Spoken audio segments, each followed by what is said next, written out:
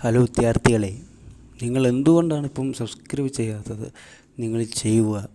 ഇപ്പം ഞാൻ പറയുന്നത് കേരളത്തിലെ അവസാനത്തെ നദിയായ 44ാമത്തെ നദിയായ പമ്പാർ നദിയാണ്. എന്താണ് പമ്പാർ നദി?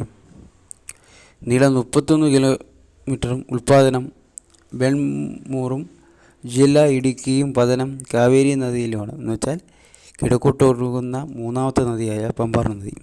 നീളം 31 കിലോമീറ്ററും ഉൽപ്പാദനം വെൺമുറും ജില്ല ഇടുക്കിയും പതനം കാവേരി നദി. കാവേരി നദി ഇവിടെ കർണാടകയിലാണ്. കർണാടകയിലൂടെ ഒഴുകുന്ന നദിയാണ് കാവേരി നദി. അപ്പം ഇത്രേ ഉള്ളൂ. ഈ പോയിന്റ് ഇത്രയും പഠിച്ചു. അപ്പോൾ കേരളത്തിലെ ഏറ്റവും ചെറിയ നദി മഞ്ചേശ്വരം പുഴയാണ്. കേരളത്തിലെ ഏറ്റവും വലിയ നദി പെരിയാറുമാണ്. 3 നദികൾ മാത്രമാണ് കിഴക്കോട്ട് ഒഴുകുന്നത്: ഭവാനിപ്പുഴ, കബാനി, പമ്പാർ.